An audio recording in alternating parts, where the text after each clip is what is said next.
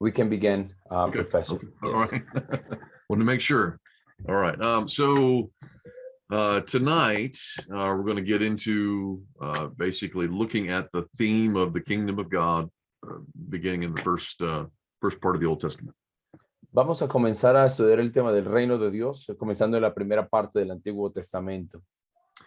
And so, as the title reads in the beginning, in the Garden of Eden, Adam and Eve, they lived in God's place, under God's rule, enjoying God's blessing, and this was the model of God's kingdom as it was meant to be.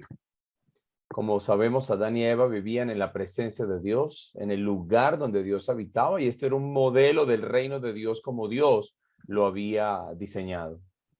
But you'll notice the word or the phrase, the kingdom of God, it's not anywhere to be found in Genesis at all. Pero ustedes ya sabrán que la expresión reino de Dios no se encuentra en ninguna parte en el libro de Génesis. Nevertheless, if you look closely, you'll see the concept there again and again and again. Sin embargo, podemos observar el concepto del reino de Dios una y otra vez. So I gave the one scripture verse already on your paper from Psalm 95, explaining that because he made the mountain peaks, they belong to him. Because he made the sea, it's made for him. And that's why we're called to kneel before our maker, because he made us. He's also our king. He's our Lord. Ahí tengo en su bosquejo el Salmo 95, donde habla de que debido a que él hizo las montañas, le pertenecen a él, debido a que él hizo el mar, le pertenece a él, y es por eso que somos llamados a postrarnos delante de él, puesto que es nuestro hacedor. But we see this from a couple different angles. First of all, as the author of life, or the author of the Bible itself, the author of everything, he's the one who he basically speaks us into existence. He speaks our character, he speaks our life into existence. Esto lo vemos desde distintos ángulos. En primer lugar, debemos decir que él realmente creó nuestro carácter, nos creó a nosotros con su palabra. And so in this grand story, this grand narrative, as the master storyteller, he is directing the story, and he chooses all the characters to be in the story. Así que en esta gran historia, él, como el narrador principal, él elige y escoge los personajes que van a ser parte de esta narrativa. Now, of course, we find that sometimes the characters don't like the role that we play. And that's where the Apostle Paul in Romans 9 is saying, "Why did you make me this way?" Complaining to God. Y, por supuesto, a algunos de los participantes de la historia no les gusta su rol y su papel, y es por eso que vemos a Pablo en Romanos 9 diciendo, ¿por qué me hiciste de esta manera? And he replies to that argument saying, does not the potter have the right to make out of clay whatever he wants for any purpose? Because it's his clay.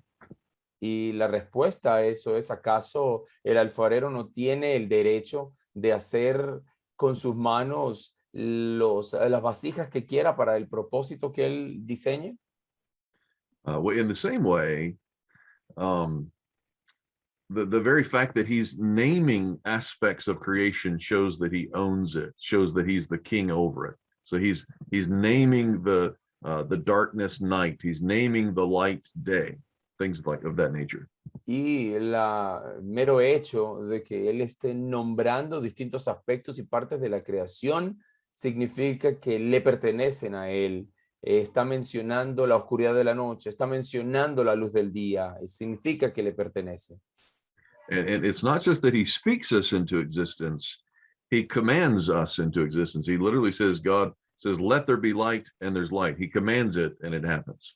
Y no solo él nos crea con la palabra, él nos crea con un mandamiento, él lo ordena y dice que sea la luz, y la luz es hecha. And in the same way, obviously, he's commanding Adam not to eat from a certain tree. So it shows he is a ruler over Adam and not just his creator. También podemos ver ahí en el Edén cómo él ordena a Adán y a Eva no comer del fruto del árbol. Así que él se presenta como un gobernador. I can flesh that out later with many, many other verses, and I'll send those to you to give them in notes later. But just know that there's hundreds of them to explain that. Y puedo afianzar y ahondar más en este tema. Puedo darles literalmente decenas de versículos que se las enviaré más adelante. But in Genesis itself, there's a hint of this in Genesis chapter 14 in Abraham's conversation with Melchizedek, the king. Y hay una pequeña pista de este tema del reino en Génesis capítulo 14, en su conversación, en la conversación de Abraham con Melquisedec, el rey. And both of them in that conversation, they refer to God as the most high God, who is the creator of heaven and earth. So it's the Lord, the most high God, and the creator. They put all three of those together, showing that he's the creator, the highest God, and the king of creation. Y en esta conversación ambos hablan de Dios como el Señor, como el Altísimo y el Creador de todo. Ambos reúnen estas tres cualidades. And so if I don't know if they're familiar with the Westminster Catechism stuff at all, but in the Westminster Shorter Catechism, it says, what does the scriptures principally teach? What do they teach mainly? And they teach what we're to believe about God and what duty God requires of man. So the assumption is he's the king. He has the right to require of us what he wants. Y tal vez ustedes estén familiarizados con el Catecismo Menor de Westminster, donde una de las preguntas es ¿qué enseña la Biblia principalmente? Y la respuesta es que enseña realmente quién es Dios y lo que debemos creer respecto a él. And the greatest thing that he commands is our praise, giving glory to him. Y la principal ordenanza de Dios a nosotros es que le demos alabanza y gloria a él. One example, like I said, I'll send you others later, but one example, Psalm 103, verse 22, that spells this out. Uno de los ejemplos es el Salmo 103. Ahí podemos observar estas cosas. And in it he says, bless the Lord, all his works, in all places of his dominion, bless the Lord, O my soul. Ahí dice, bendice alma mía al Señor y bendiga todo mi ser, su santo nombre. So again, because all the world is his dominion and we are one of the creatures in his dominion, he demands of us praise. Y debido a que toda la creación y todas las criaturas están bajo su dominio, entonces él demanda alabanza. All right, so then the second category, man has that unique position of being created in the image of God for very specific purposes. En la segunda categoría de este patrón del reino que estamos estudiando en Génesis, vemos cómo el hombre es creado a la imagen de Dios y se convierte en un mayordomo de esa creación. And certainly one of the main purposes is simply so that we can relate to him, have that relationship with him. Y uno de los principales propósitos de haber sido creados es relacionarnos con él. But in addition to that, he has a job for us to do that is threefold. Y además de eso, él tiene un trabajo para nosotros, una labor que es triple. So you could say a viceroy or a governor would be one, a steward would be the second one, and then also a priest. So a governor, a steward, and a priest. Así que uno de ellos es gobernador, el otro es mayordomo y el otro es un sacerdote. So in the first one, we get that concept of a governor or viceroy from the fact that he uses the same language in reference to the sun, moon, and stars in Genesis chapter 1, verse 16. He says that they're to govern the day and night. And then he also uses that same word to say that man is to govern the earth in the same way. Y aprendemos esto a partir del lenguaje que Dios o que se utiliza el Génesis cuando habla de que el sol y la luna deben gobernar el día y la noche. Y la Biblia utiliza el mismo lenguaje para hablar de la labor del hombre sobre la creación. Debe gobernar sobre ella. But the very fact that he demands that we govern things shows that he governs us. Pero el hecho de que él exige que nosotros gobernemos la creación significa de que él gobierna sobre nosotros. So in that passage in Genesis 1, verses 26 and 27, where he tells us that let us make mankind in our own image, he says it's so that they may rule. So again, it's the purpose, one of the main purposes for making us in his image is so that we can rule in his image. Vemos en Génesis 1, 26 al 27, donde habla de que hagamos al hombre a su imagen para que gobierne y señoree. Ahí se queda claro que el propósito y uno de los propósitos de la creación es para que el hombre gobierne. And when we use the historical grammatical approach to understanding the text, we have to know a little bit of history in that regard. And in ancient history, in the Near East, in Egypt, Mesopotamia, those areas, the image of God phrase is always used in reference to a king. If someone has the image of God, it usually meant they're a king of some kind. Y al utilizar este enfoque gramático histórico para tratar de analizar este texto, nos damos cuenta que al conocer un poco de la historia de Mesopotamia y del antiguo cercano oriente, cada vez que se habla de la imagen de algo, de alguien, se está refiriendo a un rey. So obviously we're not the most high or the most high king, but we are a sort of a king underneath the king. We're a governor. Por supuesto, nosotros no somos los reyes de reyes o el rey más importante, sino que somos gobernadores que estamos bajo la autoridad del Altísimo.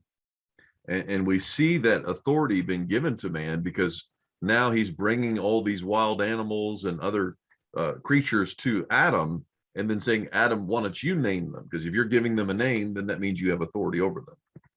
Y vemos esta autoridad también cuando todos estos animales salvajes son dados de alguna manera a Adán para que él les ponga nombre. Y cuando tú le pones nombre a algo, significa que tienes autoridad sobre eso. But it's interesting because even in Genesis 2, verse 23, it also gives man, he's naming the woman. So showing he has authority over the woman as well before the fall. Y estamos viendo cómo también cuando Adán le pone nombre a la mujer, muestra cómo el hombre tiene autoridad sobre la mujer incluso antes de la caída. So again, the issue is not that it's a consequence of the fall, but rather the consequence of the fall is now he's going to harshly rule over her and she's going to thwart his authority. Así que debemos tener en cuenta que la autoridad del hombre sobre la mujer no es una consecuencia de la caída, más bien la consecuencia es que va a tener autoridad sobre ella de manera ruda e inadecuada y que ella va a rechazar su autoridad. But again, it's basically, well, actually, let's move on to the next one. Let's talk about the steward now. It's a very important concept throughout Genesis. Vamos a hablar ahora de la mayordomía, que es un concepto importante por todo Génesis. Especially in the life of Joseph, I think this will help flesh this out. In every situation Joseph finds himself in, whether he's a slave or whether he is in prison or whether he is in Pharaoh's house, each one of these houses, he becomes the steward in that place, the steward in prison, the steward in slavery, and steward in Pharaoh's house. Es algo que podemos ver claramente en la vida de José. En cualquier situación y lugar donde él se encuentre, él está desempeñando la labor de mayordomo, mayordomo como esclavo, mayordomo en prisión y mayordomo en la casa del faraón. And so there's an important verse in Genesis chapter 41, verse 40, that helps us to see our role as a steward over God's creation. Y hay un texto importante en Génesis 41:40 que habla acerca de que nuestro rol es ser mayordomos o administradores de la creación de Dios. And there, basically, Pharaoh says to Joseph, you shall be in charge of my palace, and all the people are to submit to you, but only in the respect to the throne, I'll be greater than you. Donde Faraón le dice a José, tú vas a gobernar sobre todo, todas las personas, todas las gentes deben someterse a ti, y la única diferencia entre tú y yo será con respecto al trono. And so there's always, again, man has been given the authority to act like a king, but he's always one underneath God as king. Así que el hombre se le ha dado autoridad para actuar como un rey, pero es un rey que está bajo la autoridad del gran rey. Responsible for God's work, basically. Es responsable por la obra de Dios, básicamente. And then the third category is that of the priest. You don't see this very clearly in the language, but you will in a minute.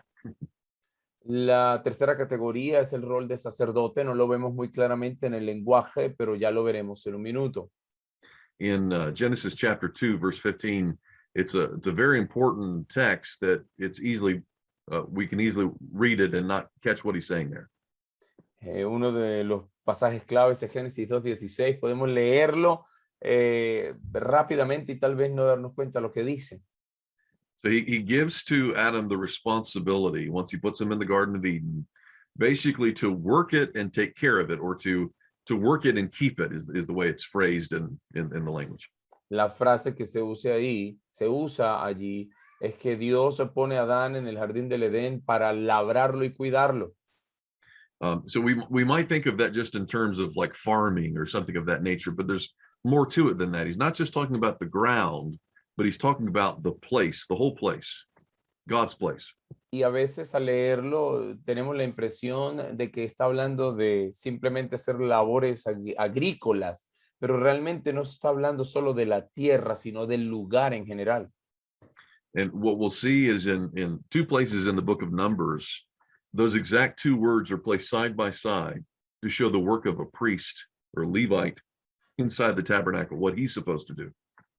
Y vemos estas dos palabras exactas en el libro de Números para referirse a la obra que debe hacer un sacerdote en el tabernáculo. And that's in Numbers chapter 3, verses 7 and 8, Eso lo encontramos en Números 3, 7 y 8. and Numbers chapter 18, verses 5 and 6. Y Números 18, 5 y 6. In the Hebrew, it's exactly the same in both of those texts, corresponding to the text in Genesis chapter 2. El hebreo que se utiliza en estos textos de Números es exactamente el mismo que se usa en Génesis 2:16. But in addition to that, there are a couple of other verses that help us to see that there's more to it. Because in the very next chapter, Genesis chapter 3, verse 24, it says the cherubim are guarding the gates of the garden away from Adam, which was his job to do. He was supposed to guard the garden.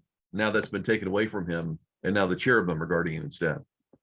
Y vemos posteriormente en Génesis 3:24 que ahora la labor de proteger el jardín que tenía Adán ya la están cumpliendo los querubines. Ya Adán es removido de esa responsabilidad. So he was supposed to keep evil out of God's place. He was supposed to guard it in that sense, away from the serpent, away from the snake. El trabajo de Adán era mantener alejado el pecado del jardín, proteger ese jardín de la serpiente y de Satanás. In the same way, the Levites were to camp around the tabernacle and make sure no wicked, evil person could get into the tabernacle where God's Eden, his place is, his home. Por eso que se usa esa misma palabra refiriéndose a los levitas. Ellos debían guardar el tabernáculo para que nada maligno, ninguna persona impura entrara en él. And we see that the way even the tapestries in the tabernacle are pictured, they always have pictures made it to look like it's the Garden of Eden. So they're doing the same work as Adam is in Genesis chapter 2. Podemos ver incluso en la construcción del tabernáculo, toda la tapicería y la ornamentación siempre apunta al jardín del Edén para armar este contraste entre ambos lugares. But there's one really interesting passage that we find much later on in Ezekiel chapter 28, verses 13 through 15. Pero hay un pasaje mucho más impactante, es Ezequiel capítulo 28, versos 13 y 14. In that passage, even though the prophet is speaking to a king of Tyre, he's comparing him to Adam in the Garden of Eden, wearing priestly garments with the same stones that the priest is wearing when he goes into the tabernacle. Y aunque está hablando ahí refiriéndose a un rey, hablándole a un rey, el profeta Ezequiel está comparándolo con Adán, pero en este caso Adán vistiendo ropajes sacerdotales como preparado para entrar al tabernáculo. And it says that he's doing the work of a cherub in that passage. Y en ese pasaje está describiendo de que él está haciendo la labor de un querubín. So it's a really unusual job description that's given to Adam. He's called to be some sort of governor, some sort of steward, and some sort of priest, to where he really is representing God, but is also inside the kingdom of God in a perfect place. Y es algo bastante extraño, impresionante, el rol que se le da a Adán, una especie de mayordomo, una especie de rey, una especie de sacerdote que está cumpliendo la función o sus funciones dentro del reino de Dios en un lugar perfecto. But of course, the kingdom was meant to expand. It was never meant to just stay in one small area in that garden. It was meant to spread across the whole earth. Pero por supuesto, este reino fue creado con el fin de que se expandiera y se reprodujera en toda la tierra y que no se quedara en un solo lugar. And so in that passage in chapter 1, verse 28, where he's telling them to be fruitful and multiply, the purpose of that is so they can fill the earth and subdue it with God's reign as king. Eso lo vemos en Génesis 1:28. El propósito era poder multiplicarse por toda la tierra y multiplicar ese reino de Dios donde Dios es el rey sobre todo. And so again, to know a little bit of the ancient history in those same places, in Egypt, Mesopotamia, and otherwise, when a ruler's image is set up in distant parts of the land, the purpose of that is to show that he reigns over those territories. Y usando un poco acerca de historia antigua en estas regiones, como decíamos, el cercano oriente y Mesopotamia, cuando la imagen de un rey se ponía en distintas áreas y regiones de la tierra, indicaba que ese rey estaba gobernando sobre esa área en particular. So again, the purpose of multiplying is simply so that there would be many Adams all throughout the world, showing the world is under the kingdom of God. Así que ese es el propósito. Al multiplicarse, el mundo estaría lleno de muchos Adanes que estaban reflejando la gloria de Dios bajo el reino de Dios. But of course, there's always one limitation to that. That Adam always has to submit to God's sovereign will in everything.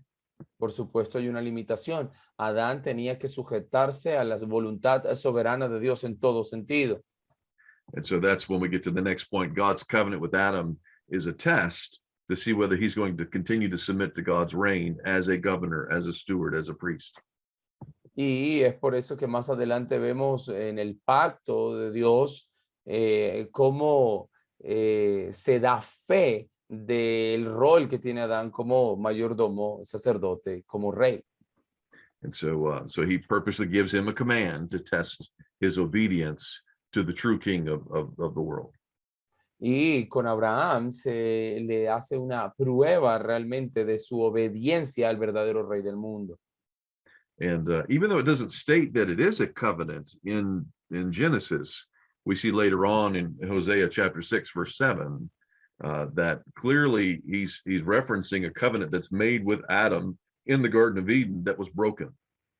Y aunque no se utiliza la palabra pacto, luego podemos ver en Oseas capítulo 6 y 7 cómo se habla de que en realidad se estableció un pacto con Adán que fue quebrantado. And so we see that again, just another sign of his kingship. He's giving a covenant. It's all determined upon whether or not he's going to submit to that reign. Y esto es otra imagen de ese reinado, ¿no? Se establece un pacto para saber si se va a someter o no a ese rey. So when we get to the New Testament, when Jesus is going to be tested, led by the Spirit into the wilderness, the big difference between the two is that Adam is being tested in paradise. He has everything he wants. Jesus is being tested in the wilderness where he's fasting, has nothing that he needs. And to see Jesus's faithfulness to God's covenant, whereas Adam breaks it. Y una de las cosas impresionantes es cómo cuando Jesús es tentado en el desierto, esto es una analogía o una comparación de la misma prueba que se le hizo a Adán en el jardín del Edén. Mientras que Adán en el jardín lo tenía todo y aún así fue infiel a Dios, Jesucristo en el desierto, ayunando y sin tener absolutamente nada, se mantuvo fiel a Dios. All right. And that leads us into the next part about the Sabbath day. How the Sabbath day is meant to be a sign of God's kingdom as it should be. Y nos lleva al quinto punto, y es como el día de reposo o el sábado, es una celebración que muestra cómo debería ser el reino de Dios. That when God's people are in God's place, under God's rule, enjoying God's blessing, they have rest. Porque cuando el pueblo de Dios está bajo el reino de Dios, disfrutando de la bendición de Dios, ellos descansan. And so we see that everything is as it should be at the end of the beginning of chapter 2 up to chapter 3. Así que ahí a comienzos del capítulo 2 hasta el final vemos que todo es como debería ser. It is the pattern of the perfect kingdom. Es el patrón del reino perfecto. All right. So then the rest of the history we're going to see, and that's what I mentioned yesterday, that the rest that they're constantly looking for is simply because they're not in God's place, under God's rule, enjoying God's blessing. Y es por eso que constantemente están buscando el descanso y no lo encuentran porque no están en el lugar de Dios, no están en la presencia de Dios, disfrutando de las bendiciones de Dios. So we'll talk about how that happens then. The next lecture, the perished kingdom, how Adam and Eve lose that Sabbath rest.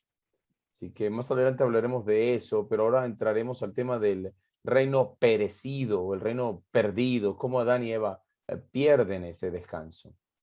So it starts with Satan challenging God's authority as king.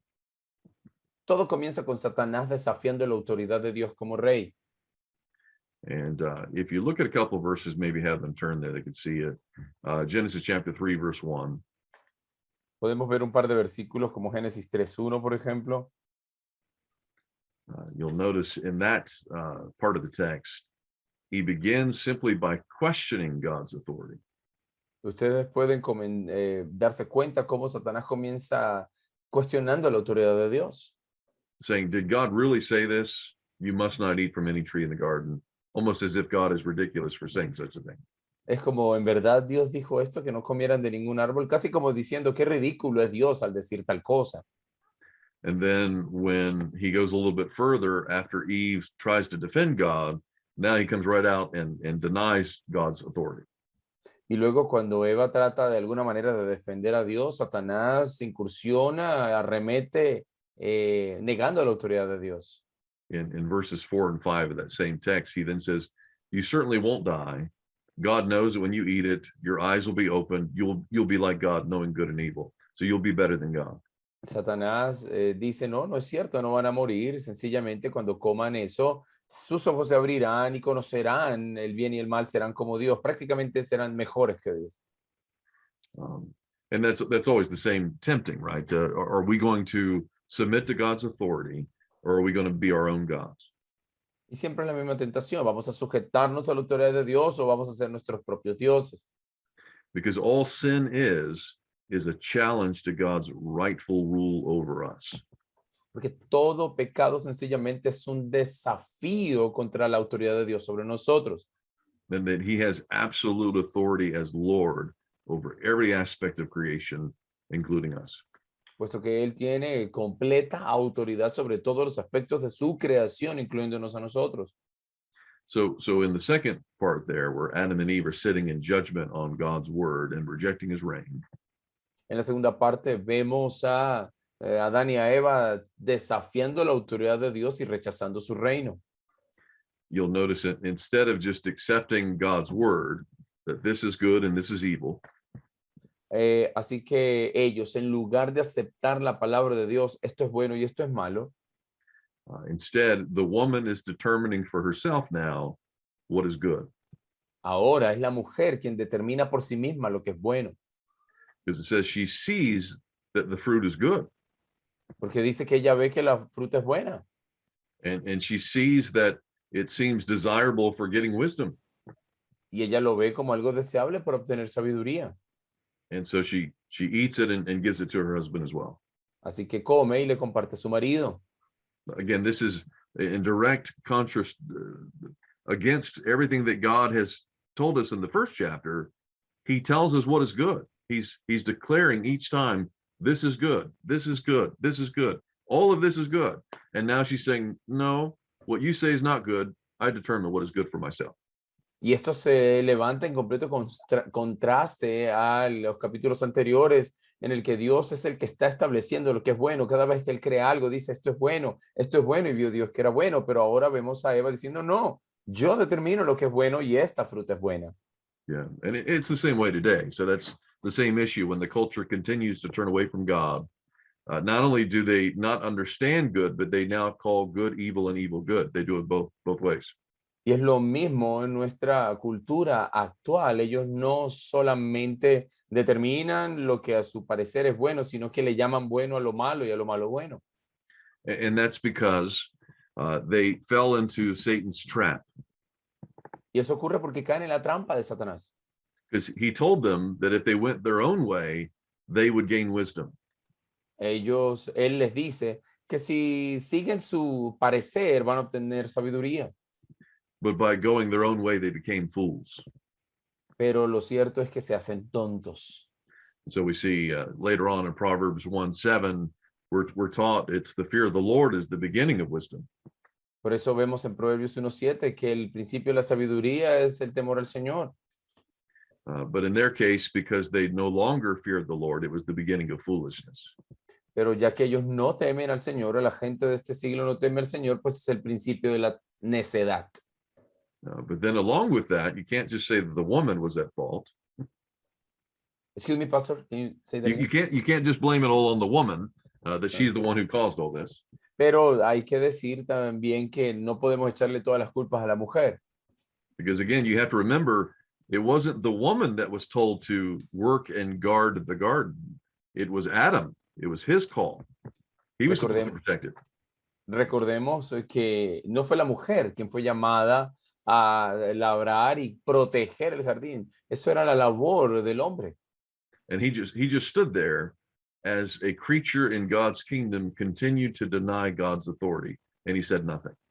Y él se paró allí frente a una persona que estaba negando y desafiando la autoridad del rey, y Adán no dijo nada. And rather than leading his wife in submitting to God's authority, he just passively let her go the other way.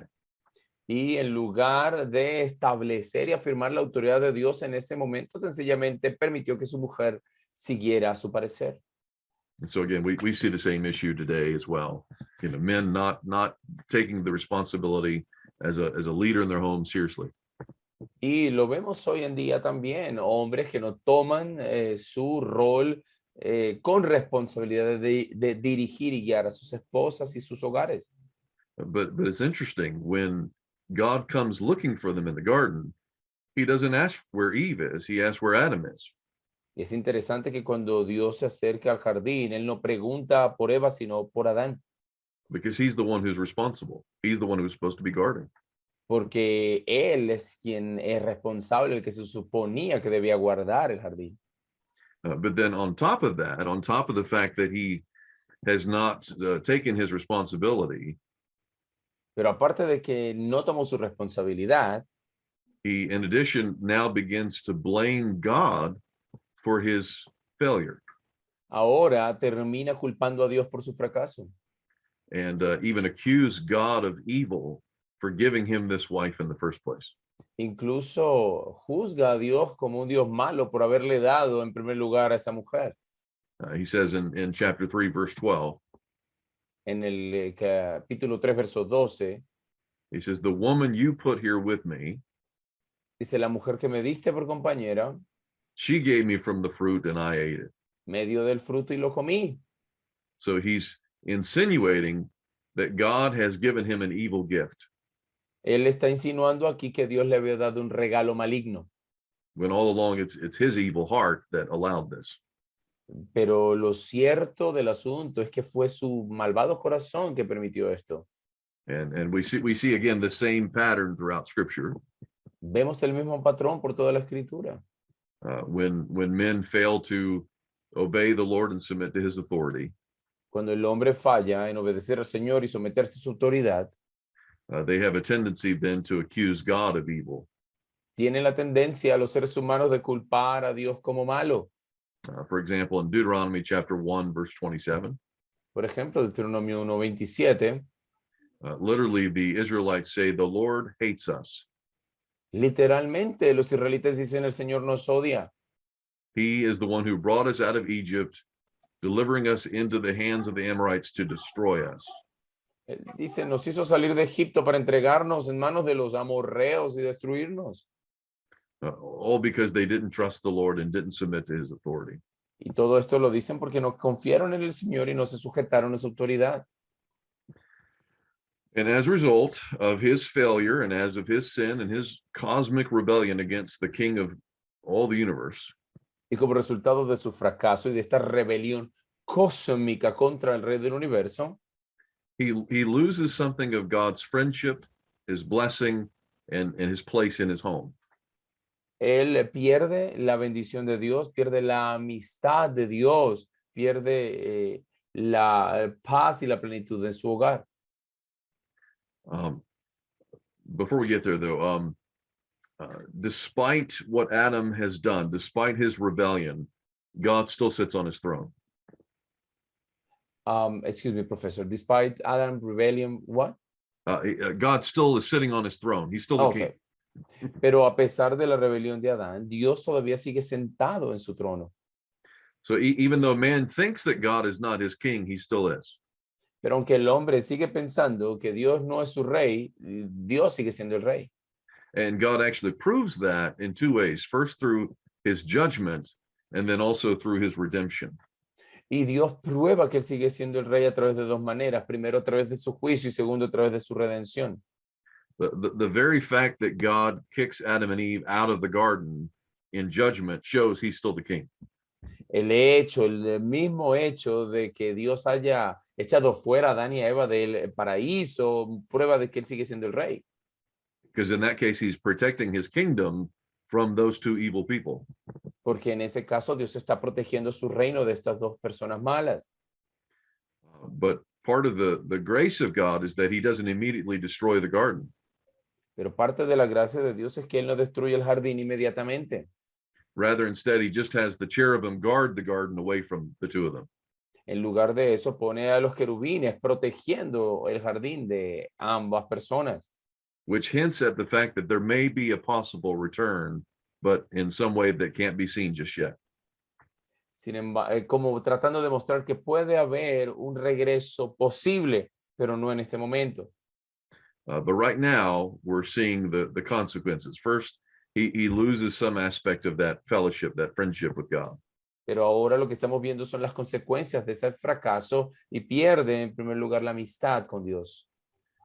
Certainly, when Adam realizes that he sinned and he and his wife immediately clothe themselves with the leaves, they immediately hide themselves from God.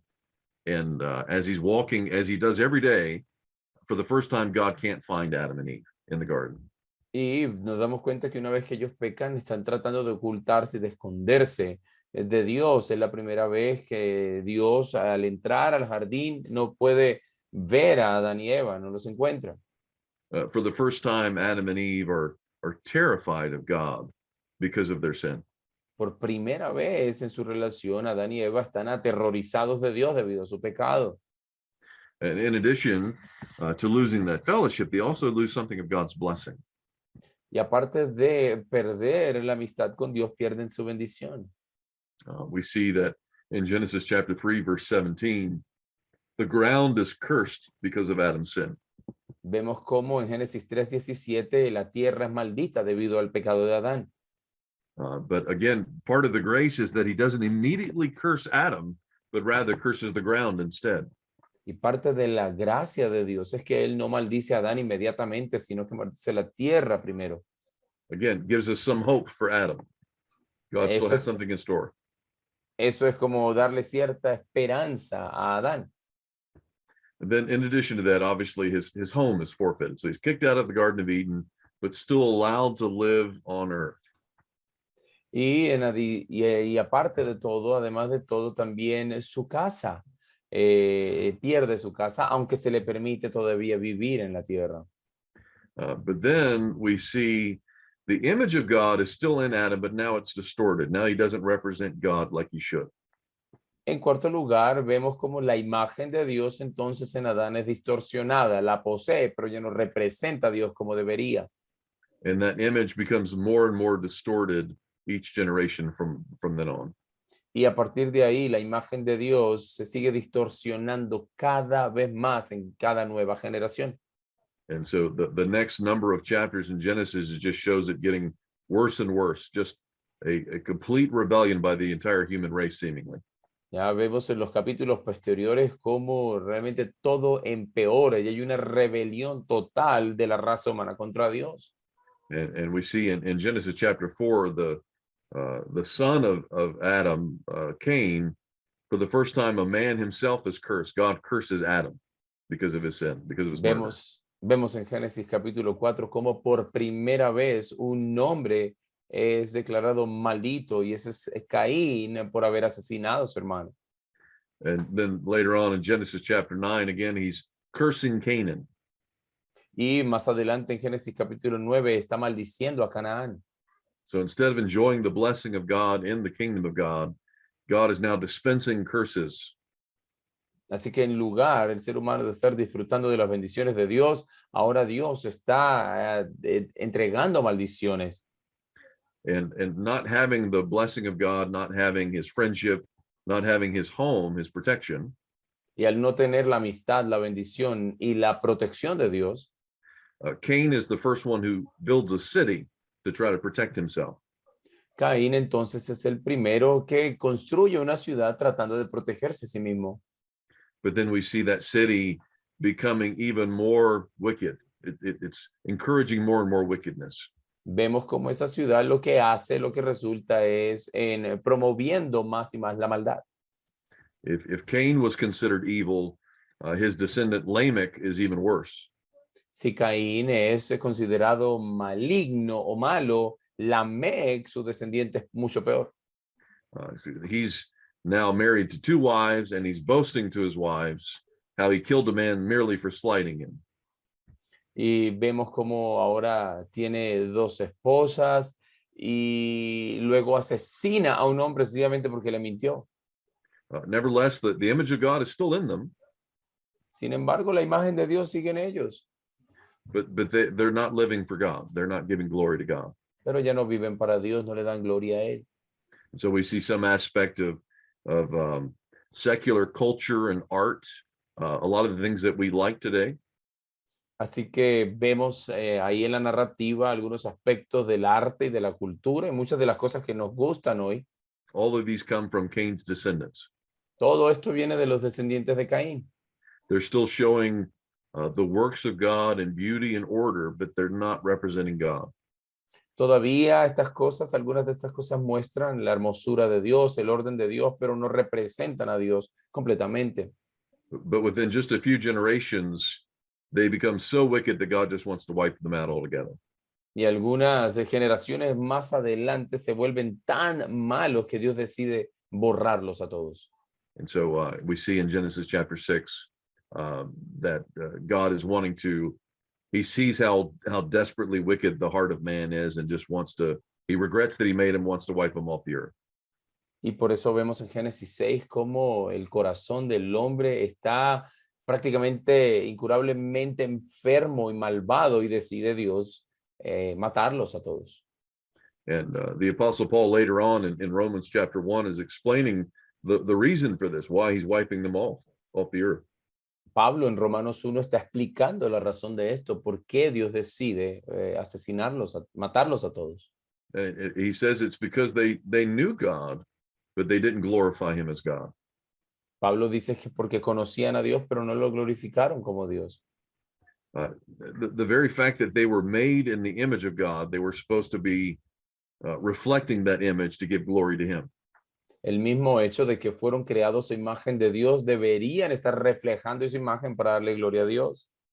But instead of reflecting his image in themselves, they begin to create their own images made after them and after other creatures instead of God. Pero en lugar de reflejar la imagen de Dios, empezaron a crear y a diseñar imágenes de otras criaturas, imágenes de ellos mismos para darse gloria a ellos y no a Dios. Again, just showing their foolishness. They are the image of God. They're the ones that are supposed to look like God, and now they're bowing down to animals and beasts of the earth.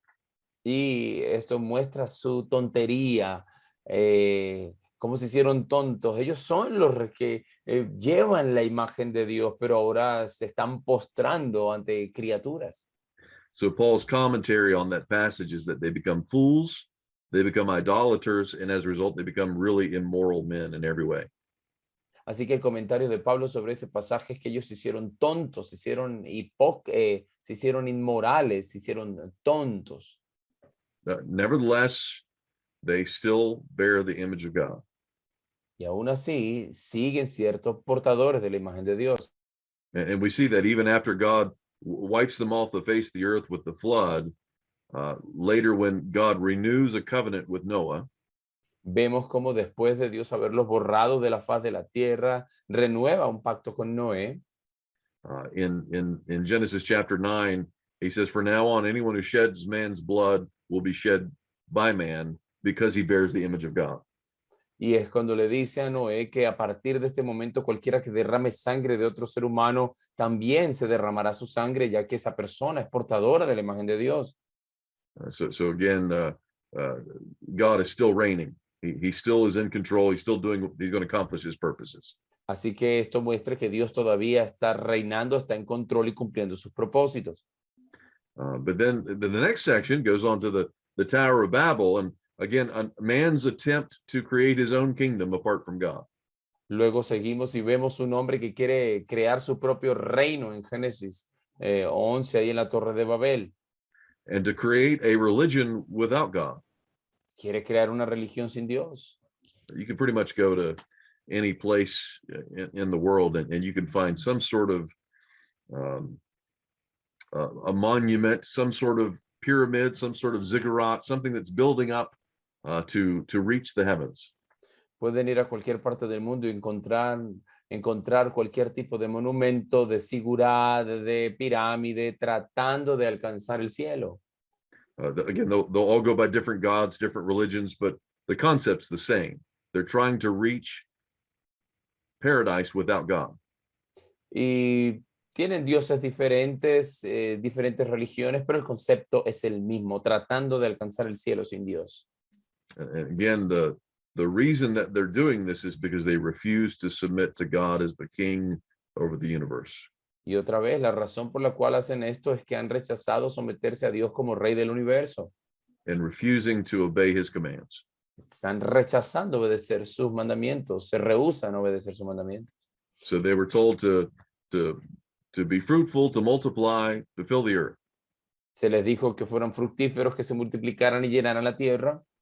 And we see instead in Genesis chapter 11, verse 4, Pero vemos en Génesis 11:4, en lugar de eso, they refuse to fill the earth.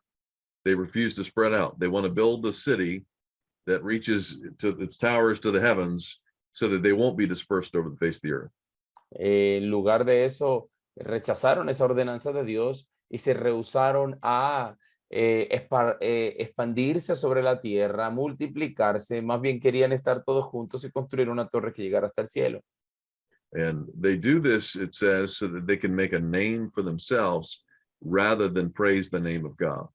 Y nos dice la escritura que su propósito era crear un nombre para sí mismos en lugar de adorar el nombre de Dios. Of course, we find in that same passage that God, it says he has to come down to see what they're doing to show how small their big tower they thought was really is. Y se nos dice en ese pasaje que Dios tuvo que descender para ver lo que estaban haciendo, pero en realidad era para mostrar cuán pequeño es o cuán pequeña era esa edificación en comparación a la grandeza de Dios. And it says as a result, he confuses their language so that they can't speak to one another. Como resultado, Dios confundió sus lenguas y no se podían comunicar. And he disperses them over the face of the earth. Luego los dispersó sobre la faz de la tierra. So they have to stop building that city and that worship center to another God. Y tuvieron que detener la edificación de esa ciudad y su adoración a otro Dios. And so we see the exact opposite thing is happening in the New Testament on the day of Pentecost. Vemos en el día de Pentecostés que ocurre exactamente lo opuesto. We're seeing now the kingdom of God coming, but in God's way, not in the way that man was trying to build up to heaven. Vemos cómo el reino de Dios llega a la humanidad, pero a la manera de Dios, no a la manera del hombre tratando de construir para llegar al cielo. Rather than man reaching heaven, it says God's Spirit comes down. En lugar de que el hombre alcance el cielo, ahora es el Espíritu Santo el que desciende. And instead of confusing their languages, he helps all of their different languages make sense in one. Y en lugar de confundir sus lenguas, él hace que todas las diferentes lenguas existentes tengan sentido y se unan en una. So instead of building up their own kingdoms, now it's all for the purpose of building up the kingdom of God in Christ Jesus. Y en lugar de ellos construir su propio reino, ahora todo tiene el propósito de construir el reino de Dios en Jesucristo. To continue to have the name of God spread throughout the world as his image bearers who are now reflecting something of his image are continuing to expand, the church continues to grow. Para que ahora todos aquellos seres humanos portadores de la imagen continúen expandiéndose por todo el mundo a medida que la iglesia continúa creciendo. Even though a lot of time had passed between the Tower of Babel and the beginning of the church in the New Testament, God had never changed his mind. He never changed his plan. It's always been the same. Así que podemos ver que tanto a pesar de todo el tiempo que ha pasado entre la Torre de Babel y el comienzo de la iglesia cristiana, el plan de Dios no ha cambiado, siempre ha sido el mismo. So even though it seemed like it had failed, it seemed that if the kingdom had perished, it was just, it wasn't seen clearly at the time. Así que aunque da la impresión de que el reino ha fracasado, ha perecido, sencillamente no era visto con claridad en esa época. Why don't you ask him if they have any questions? That's the end of that segment. Es el final de este segmento. ¿Hay preguntas, hermanos?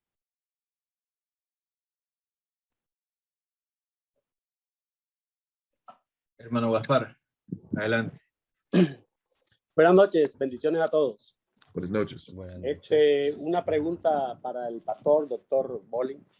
Tengo una inquietud con respecto a lo que él mencionó, que Adán gobernaba a Eva desde antes de la caída. Pero hay quienes opinan que fue después de la caída. Si buscamos, por ejemplo, el versículo Génesis 1:28, y dice, y los bendijo y les dijo, fructificad y multiplicaos, llenad la tierra y sojuzgadla, y señoread en los peces del mar. Es decir, ambos tenían la misma autoridad delante de Dios para gobernar sobre los peces, sobre los animales, etcétera, etcétera. Y después, quienes defienden que fue después de la caída donde el hombre empezó a gobernar a la mujer, se basan en el versículo de Génesis 3:16, donde dice, a la mujer dijo, multiplicaré en gran manera los dolores de tus preñeces, con dolor darás a luz los hijos, y tu deseo será para tu marido. Y llama la atención el versículo, la parte 3, que dice, y él se enseñoreará de ti. Entonces, la pregunta va encaminada es, ¿qué opina el doctor Bolling con respecto a los dos argumentos o a dos debates con respecto a si fue antes de la caída o fue después de la caída? Por lo que veo, él dijo que fue después de la caída, donde el hombre se enseñorearía o gobernaría, perdón, que fue antes, que antes de la caída, el hombre ya tenía autoridad. Ya el hombre gobernaba a la mujer. Entonces, tengo esa duda. Entonces, para que me despeje el doctor Bolling sobre esa pregunta.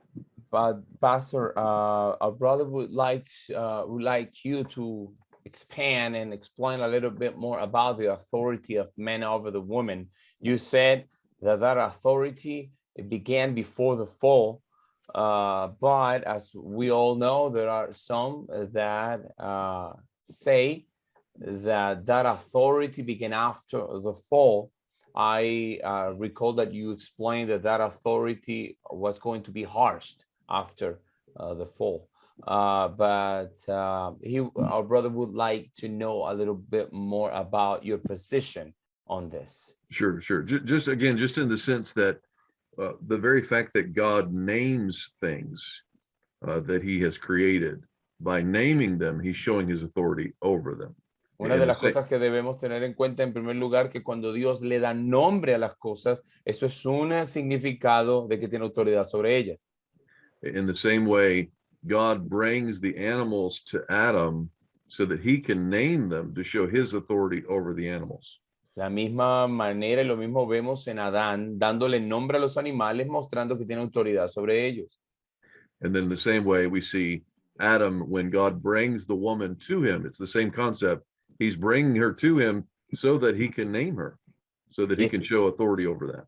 El mismo concepto vemos cuando Dios trae y le presenta a Eva, a Adán, para que la nombre. Y eso está mostrando lo mismo, que Adán tiene autoridad sobre ella. But again, it's just to show that there is an order to everything in everything that God has made. There's an order. There has to be some sort of hierarchy in that sense.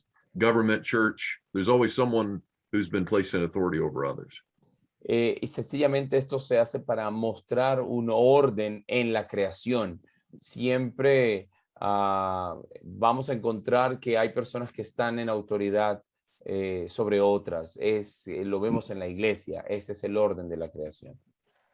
Does that help him? Mi hermano, ¿sí ayuda a la respuesta? Sí, no, sí, es por lo que la duda que yo siempre lo he entendido así ahora en lo reformado. Obviamente yo vengo de corte carismático, pentecostal, pero soy nuevo en el argumento, pero entonces tengo esa duda con respecto al versículo de Génesis 3:16, donde aparece la primera vez, donde dice, por primera vez aparece la palabra que el hombre se enseñoreará de ti.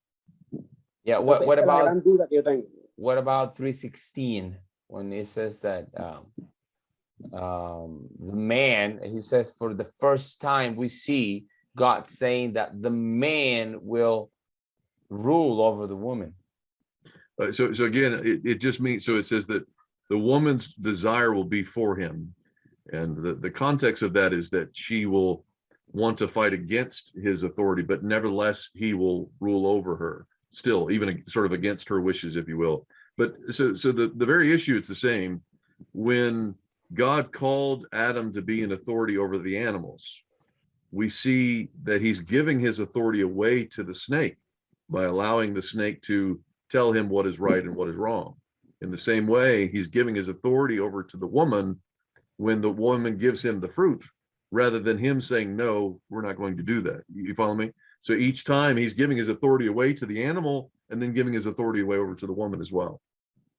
Sí, él dice que vemos lo que estamos viendo aquí en Génesis 3:16 y el enfoque de ese versículo es como ahora la mujer va a rechazar esa autoridad que tiene el marido sobre ella. Dice que tu deseo será para tu marido, pero Dios dice, sin embargo, él va a seguir gobernando sobre ti, dice el texto. Y podemos ver cómo lo que el hombre está haciendo es entregando, regalando, por decirlo así, su autoridad. Primero lo hace la autoridad que tiene sobre los animales, entrega la autoridad a la serpiente al permitirle a la serpiente decirle lo que es bueno y lo que es malo. Y ahora luego entrega, rinde su autoridad ante la mujer al permitirle a ella que le dé de la fruta.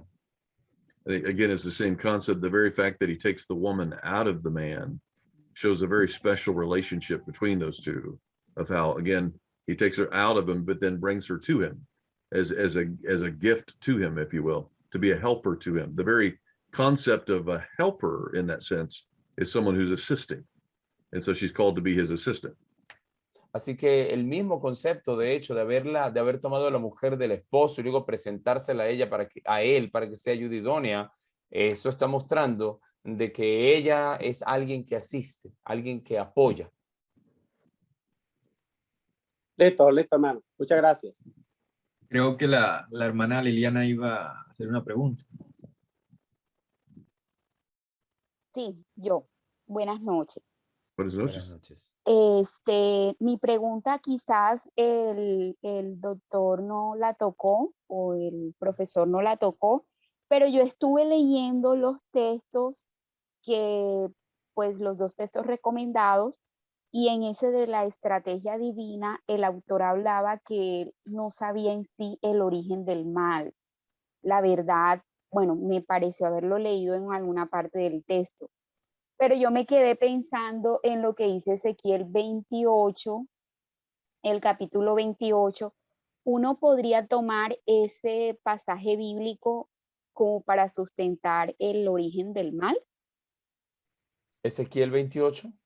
Sí, del 1 en adelante. Professor, our sister was reading the book Divine Strategy, I think it is Yeah. the book called. Yeah. She was reading that the author says that he doesn't know the origin of evil. So her question is, can we take Ezekiel 28 to speak about that is the origin of evil right there in Ezekiel 28? I'm not sure what the question. I'm not sure what Yeah, you're saying. the question is that she read that the author of the book says that he doesn't know the origin of evil. Yeah. But her question is, can we say that the origin of evil is found in Ezekiel 28? El origen. Which verse is she talking about? ¿Cuál versículo de Ezequiel 28, hermana? Bueno, en realidad es todo ese capítulo, pero por ejemplo, el versículo 13 dice, en el Edén, en el huerto de Dios, estuviste, de toda piedra preciosa era tu vestidura. Bueno, ahí comienza como a nombrar algunos materiales, algunas piedras preciosas. Y dice, tú, querubín grande protector, yo te puse en el santo monte de Dios. Allí estuviste en medio de las piedras de fuego, perfecto eras en todos tus caminos, desde el día que fuiste creado hasta que se halló en ti maldad. O sea, digamos que yo siempre he pensado que ese pasaje bíblico refería más que todo como al enemigo como tal. Pero entonces me llamó mucho la atención porque en el libro, el autor del libro dice que él desconoce el origen del mal. Entonces yo pensé en este pasaje bíblico y entonces me dije, uno podría tomar ese texto bíblico para sustentar el origen del mal. Era mi pregunta. Yeah, basically verse 15, when it says that you were blameless in your ways from the day you were created till unrighteousness was found in you. So can we say that there in that particular verse, can we find the origin of evil? Oh, I see what you're saying.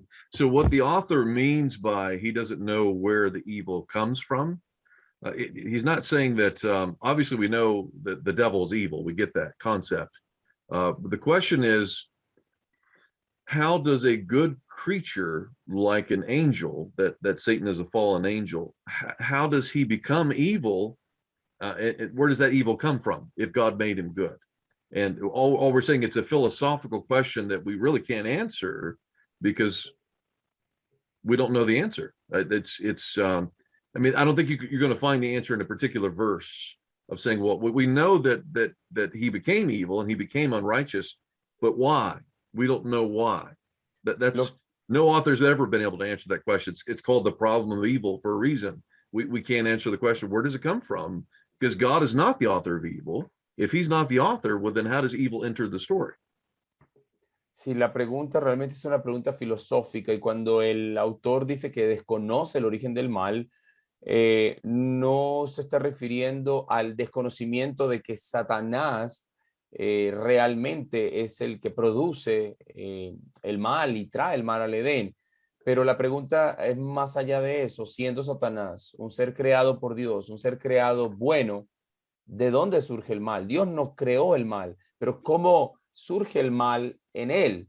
Y es una pregunta realmente filosófica que no hay ningún autor que haya podido responder. Nadie lo sabe en realidad. Y es por eso que se llama el problema del mal, porque es una pregunta sin respuesta en realidad. ¿De dónde surge el mal en Satanás? ¿Cómo? Ok. Gracias. De nada.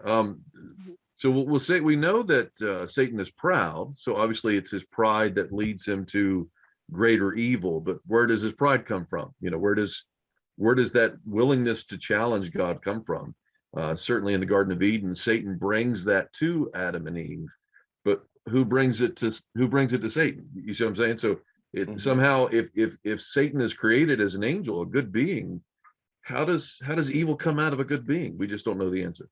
Nosotros podemos pensar que el problema de este ángel de Satanás es el orgullo. Y en efecto, Satanás trae ese orgullo a Adán y a Eva en el jardín. y ese orgullo le condujo a Satanás a un mayor pecado, a una mayor maldad. Pero ¿de dónde surge en un ángel creado bueno por Dios? ¿De dónde surge ese orgullo? But Esa tell es her la pregunta. if she answers it, I want to know the answer as soon as she figures it out. Él dice que si en algún momento logras encontrar la respuesta, que por favor lo llames y le avises. Now we get into the promised kingdom. Vamos a entrar a la siguiente sección y es el reino prometido. Although Adam had fallen short of God's glory and rejected God's kingdom, the Lord's purpose would prevail through the promise of a king who would come to restore things and to put an end to the curse. A pesar de que Adán había caído y ya no estaba acorde a la gloria de Dios, había rechazado el reino de Dios, el propósito de Dios, mientras tanto, seguirá prevaleciendo. Y esto a través de la promesa de un rey que vendría a traer fin a este curso de pecado y de maldad. And so we see God is drawing near to Adam through a sacrifice and initiating a covenant of grace with him. En primer lugar, quiero decir que Cristo, el rey, vendría a traer final a la maldición. Pero en primer lugar, Dios iba a acercar a Adán a través de un sacrificio e iba a iniciar un pacto de gracia.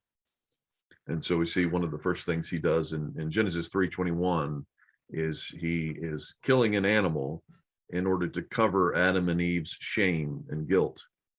Y lo primero, una de las primeras cosas que Dios hace es matar un animal con el fin de cubrir la desnudez y la vergüenza de Adán y Eva. And clothing them with a substitute. Es como vistiéndolos con un sustituto. And we know that that's the case because in the very next chapter, Genesis chapter 4, we see Abel doing the same thing. Now he's bringing an offering of dead animals unto God, as if God wanted that. Y sabemos que ese es el caso en Génesis 3, ya que en el capítulo 4 vemos a Abel haciendo exactamente lo mismo, ofreciendo un animal muerto a Dios como Dios demandándolo de él.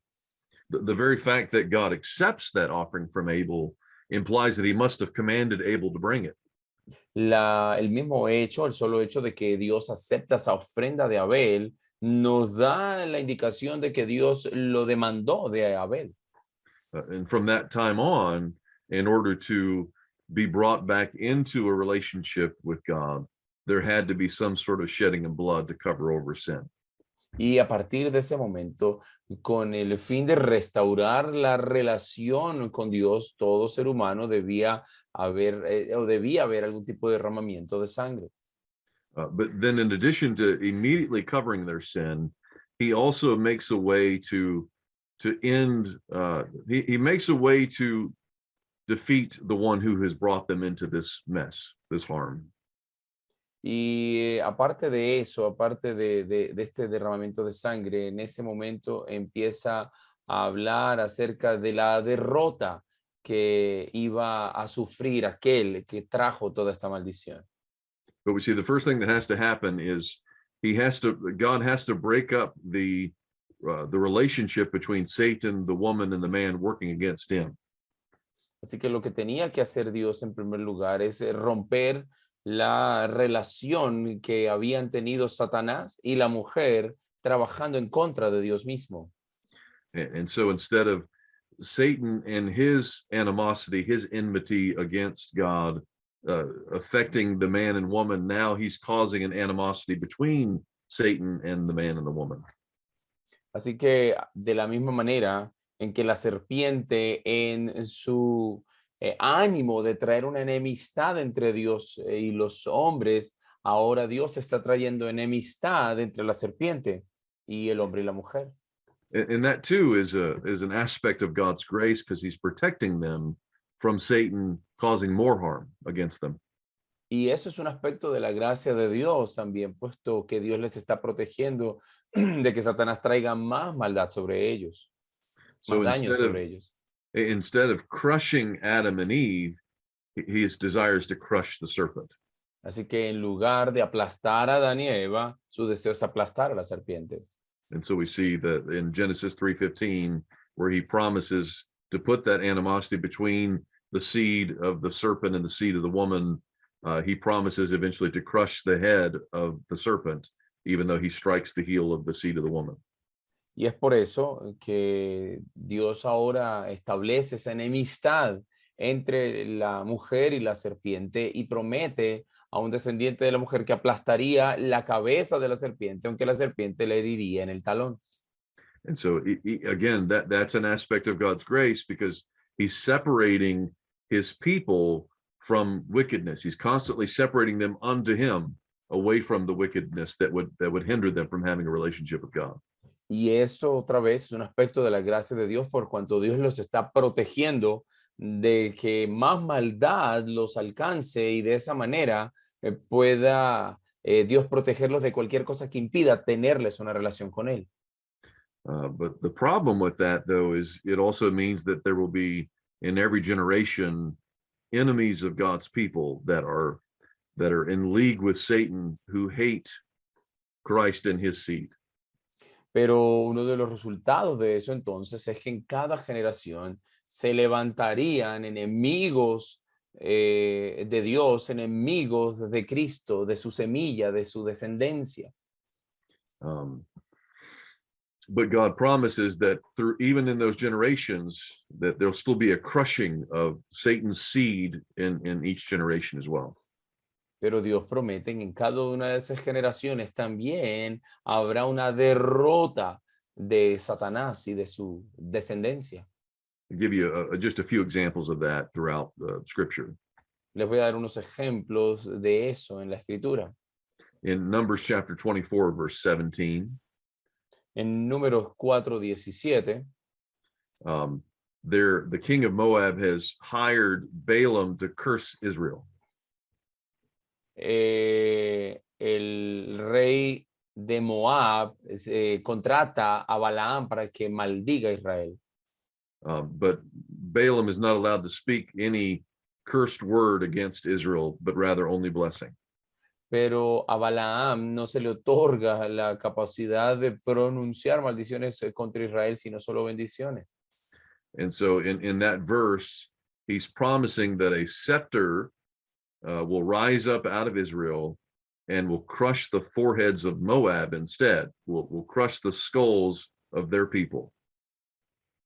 Y that's Numbers 4, Professor? 24, verse 17.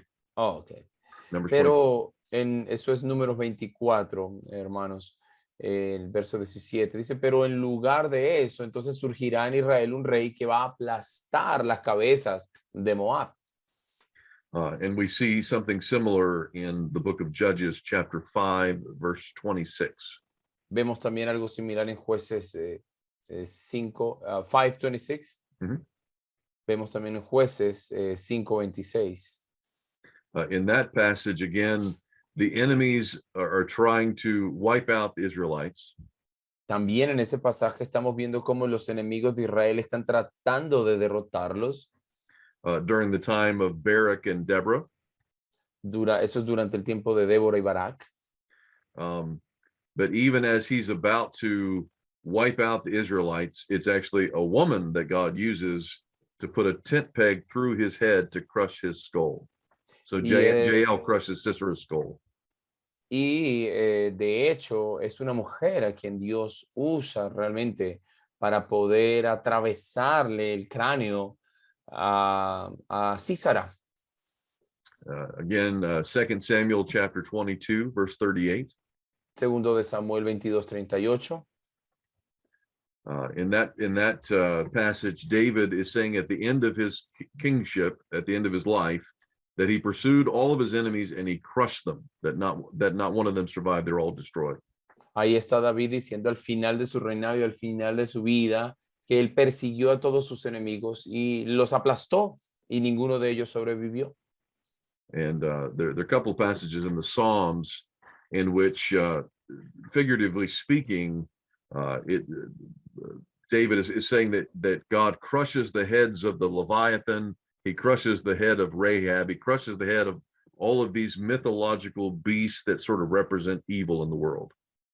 Y hay un par de pasajes en el libro de los Salmos donde de manera figurada Dios está diciendo que Él aplasta la cabeza de Leviatán, aplasta la cabeza de todos estos seres mitológicos que están representando el mal en el mundo. And of course, certainly we think in the New Testament with Jesus, when Satan strikes his heel, if you will, and he doesn't yet crush his head. We don't actually see that promise until Romans 16, verse 20, where Paul promises that the God of peace will soon crush the head of Satan.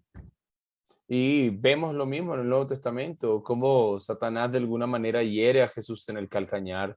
Jesucristo no aplasta completamente la cabeza de Satanás en ese momento. Vemos a Pablo hablando en Romanos capítulo 16, verso 20, de cómo esa promesa se va a cumplir cuando Pablo dice que pronto Cristo aplastará la cabeza de Satanás. But in the meantime, in every generation, he continues to distinguish between his people, the sons of God, and the rest of the sons on earth. Pero mientras tanto, en cada generación, Dios sigue distinguiendo su pueblo, los hijos de Dios, de los hijos del mal. So we see that in a number of places. In Genesis chapter 4, verse 26, Vemos eso también en diferentes lugares. Génesis 4:26. We see that Seth's lineage begins to separate from Cain's lineage. Vemos cómo el linaje de Seth empieza a separarse del linaje de Caín.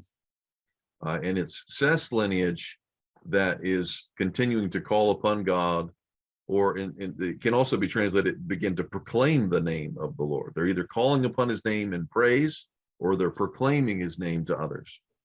Y aquí lo que el texto está diciendo es que la descendencia de Seth está invocando el nombre del Señor, pero también se puede traducir como están proclamando el nombre del Señor a otros.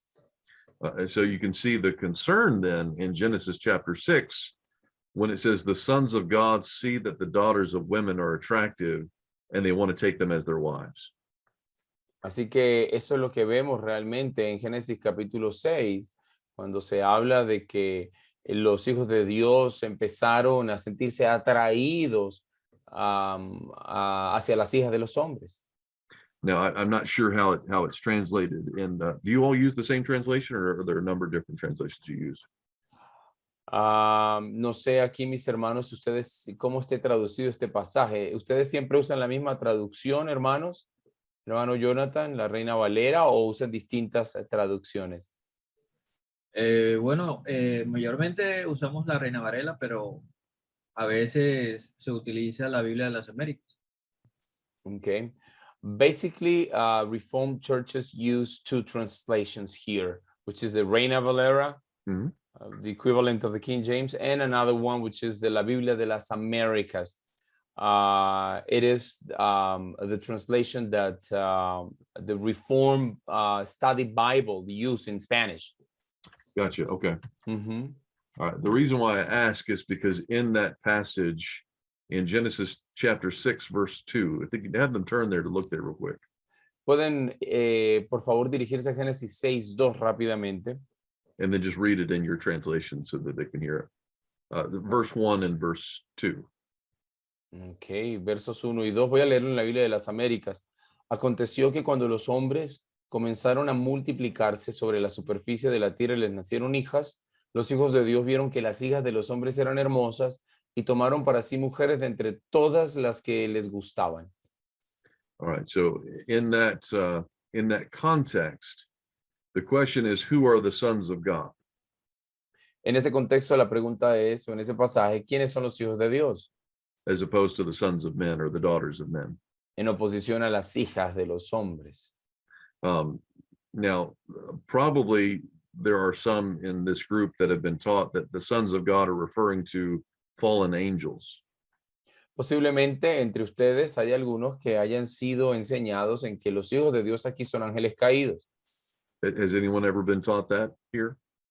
¿Alguien podría indicarnos si se le ha enseñado eso acá, por favor? Okay, I can see a hand. Yeah. The reason why I ask is because some translations will translate it as if it's humans versus angels, but that's not what the text actually says. La razón por la cual pregunto esto es que algunas traducciones ponen esto como si hubiese una relación entre humanos y ángeles. This is why it's so important to translate according to the context of the particular book you're in, rather than some other place that that phrase might be used in Scripture. Es por eso la importancia de poder traducir un texto directamente relacionado con el contexto en el que se utiliza y no una frase que se puede utilizar en otro contexto y extraerla de la misma manera. For instance, we know that in the book of Job, when he refers to the sons of God, in the first and second chapter, he'll refer to them coming along with Satan to meet before God. We know that he's referring to angels and not to men. Ahora, nosotros sabemos, por supuesto, que en el libro de Job, en los primeros capítulos, cuando habla de los hijos de Dios que vienen junto con Satanás a la corte divina, sabemos que se refiere a ángeles. And we know that because later on, toward the end of the book, in chapter 38, verse 7, he's referring to the angels at the time of creation, praising God. He calls them sons of God. Y sabemos eso porque al final del libro, Job 37:8, habla de los ángeles que están alabando a Dios en la creación y se refiere a ellos como hijos de Dios. But Job wasn't written by the same author as Moses. He has a different phraseology. He means something different by that term. Pero Job fue escrito por una persona distinta al escritor de estos libros de Moisés, así que la frase que está utilizando tiene otro sentido. So in order to understand what Moses means, we have to read something else by Moses that tells us what he means by that phrase. Así que con el fin de entender lo que Moisés nos está diciendo aquí, debemos ver algo que el mismo Moisés escribió para que nos pueda explicar lo que quiere decir al usar esa frase, hijos de Dios. And there's one other place that Moses uses that phrase in the first 5 books of Moses. It's Deuteronomy chapter 32, verses 8 and 9.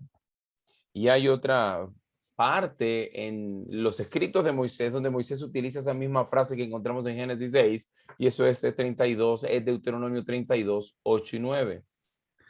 And in that text, he's explaining that God had given all the nations their inheritances based upon the inheritance that's meant to be given to the sons of God, to the sons of Israel. En este pasaje, él está diciendo que el Señor, el Altísimo, aquí lo que hizo fue dividir a los hijos de los hombres, estableció los límites de los pueblos y está diciendo que la porción de Dios en esa división es el pueblo de Israel. So again, his point is that he's distinguishing between, he wants to make sure that his people are separate from these other people, and he gives them their inheritance separately from them. Así que aquí está Dios estableciendo la diferencia de los demás pueblos con su pueblo y que les está dando una herencia diferente a ellos. And so it's not that you have some strange demon marriage to women, since demons don't get married anyway. It says, Scripture says that angels don't get married in heaven. So why would demons get married to women, or vice versa? Así que realmente aquí no se nos está hablando de una extraña relación matrimonial entre demonios y mujeres. Los demonios no se casan. La Biblia dice que los ángeles no se casan en el cielo, entonces ¿por qué se van a casar acá con mujeres? If you read it in context, he's continuing on from that passage in Genesis 4-6, showing the lineage, the difference between Seth's lineage and Cain's lineage, that Seth is a son of God and Cain is a son of man, something not part of God. Así que si seguimos leyendo, el contexto realmente nos va a indicar que lo que Moisés está hablando aquí es de un linaje separado, los descendientes de Seth con los descendientes de Caín, Seth como hijo de Dios y Caín como hijo de los hombres, algo separado de Dios. Is there a question, or is that just a hand that was raised from before? Mi hermano Aldo, ¿tienes una pregunta o levantaste la mano para decir que habías oído la enseñanza sobre los ángeles y las mujeres? Bueno, sí, tengo una pregunta y a la vez también quería opinar sobre, una vez escuché, claro, que en ese deseo de los ángeles de querer ser iguales a nosotros también, los ángeles caídos podrían ellos querer a través de la mujer, que es más débil, tener, por ejemplo, lo que nosotros podemos tener con base al amor, que es el sexo con la pareja. Ellos desearían estar pues, algún momento deseando o compartiendo eso que vivimos nosotros en la expresión máxima del éxtasis, del sexo, de la relación. Eso lo escuché una vez. Yeah, he heard that the angels could have desired to have the same thing that men have in the relationship with a woman, which is sex. So he heard that maybe angels wanted to have that as men. Gotcha. I think what the author is doing, he's doing the same thing that when he's explaining how Eve saw something and saw that it was good, even though God said it wasn't. In this case, what's going on is the daughters of Eve, or excuse me, the sons of Eve are now saying that something is good that God says, no, you're not to mix with these other people who are not sons of God, not part of the separated lineage. And now you're doing the same thing Eve did. You're saying, I want to choose what's good for myself. Así que lo que podemos ver aquí realmente es un contraste entre lo que ocurrió en el jardín del Edén, cuando Eva observó la fruta y estableció para sí misma que esa fruta era buena, ese fruto era bueno para él. Y aquí estos hombres están haciendo exactamente lo mismo. Y es lo que Moisés quiere transmitir acá. Ustedes están diciendo que algo es bueno para ustedes, pero Dios está diciendo, no, eso no es, hace parte de otro linaje. I'd say because otherwise, if it's really a demonic problem, then why wipe out the earth? Why not just take away the demons? Porque si es un problema demoníaco, es un problema de ángeles caídos, entonces ¿por qué arrasar con el planeta? Sencillamente, ¿por qué no sacar a los demonios de la tierra? Y ya. But in this particular case, though, the concern is those that have been set aside, those who have been made holy, are no longer holy. They've lost any separation from the wicked, and that's why he's wiping out the whole earth, because it's not working. It's not going to happen. Así que la preocupación en este pasaje realmente es que esta línea separada, que era considerada una línea santa, hijos de Dios, se están mezclando con un linaje que proviene de los hombres, separado de Dios. Entonces es la razón por la cual Dios va a arrasar con el planeta, porque ya no está funcionando. La línea sagrada se está mezclando con la línea malvada. Entonces dice, ya aquí no hay nada que hacer, hay que arrasar con todo.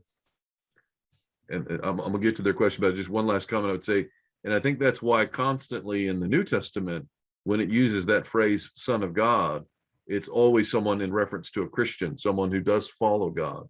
You know, the blessed are the peacemakers, for they will be called sons of God. I think Jesus and the apostles are using that language from back in Genesis to show a distinguishing difference between those who follow God and those who don't. Así que pienso que Jesús y los apóstoles, cuando usaban el término hijo de Dios, se referían a eso. Querían establecer la diferencia entre aquellos que siguen a Dios y aquellos que no lo siguen, como Jesús en las bienaventuranzas, bienaventurados los pacificadores, porque serán llamados hijos de Dios. Ellos están usando ese mismo lenguaje del Génesis. But I'll let them ask their questions. ¿Alguna otra pregunta, mis hermanos? Thank you. Sí. Bueno, yo tenía, diga hermano, yo le aplazo para otro momento. Tengo una pregunta. Sí, señor. Sí, Gaspar. Tengo una Sí. pregunta con respecto a los ángeles caídos. ¿Cómo explica el doctor Bolling?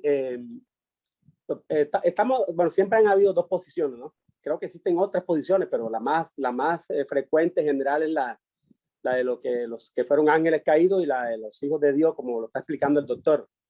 Pero los que defienden la otra postura, que fueron ángeles caídos, ¿cómo explica el doctor Bolling? O sea, ellos se basan en Judas 6, y yo se lo voy a leer. Dice, y a los ángeles que no guardaron su dignidad, sino que abandonaron su propia morada, los ha guardado bajo oscuridad en prisiones eternas para el juicio del gran día. Y dice después el otro versículo, aquí dice los que defienden, aquí está la clave, como Sodoma y Gomorra y las ciudades vecinas, las cuales de la misma manera que aquellos, o sea, aquellos haciendo referencia a los ángeles, que aquellos habiendo fornicado e ido en pos de vicios contra la naturaleza, fueron puestas, por ejemplo, o sea, quedaron como ejemplo, sufriendo el castigo del fuego eterno. Entonces, eso es lo que yo quiero que explique el doctor, ese versículo. Yeah, Dr. Bowling, our brother would like you to explain a little bit more Jude chapter 1, Jude 1:6, because the defenders, so to Yes. speak, of the other position that says that these are angels here. They say that they are the same angels that Jude is describing in his letter. Sure, sure. The again, Jude is a very difficult book to interpret to begin with in that sense. But it doesn't state, again, it's assumptions that are made that it doesn't state that the angels came down and married women.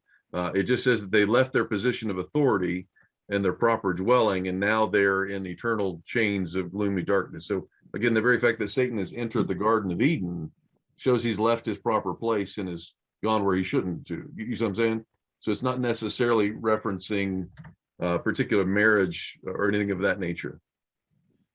Sí, el hermano dice que en primer lugar Judas es un libro bastante difícil de interpretar, pero por otro lado el versículo 6 no nos está diciendo que estos ángeles bajaron a casarse, a tener relaciones sexuales con mujeres, nos dice que abandonaron su posición de dignidad o de autoridad, que fue más o menos lo que hizo el hombre en el jardín del Edén, ¿cierto? Y que por eso están ahora en prisiones eternas, pero no nos dice exactamente que ellos tuvieron relaciones sexuales o se casaron con mujeres. Y cuando, disculpe hermano, y cuando dice perdón, aquí dice, habiendo fornicado. ¿En qué versículo es? El mismo el versículo 7. Dice, habiendo fornicado e ido en pos de vicio contra la naturaleza, o sea, lo que está hablando el libro de Romanos, si fueron en vicio en contra la naturaleza, fueron puestos por ejemplos, o sea, quedaron como un ejemplo para nosotros, sufriendo el castigo del fuego eterno. Versículo 7.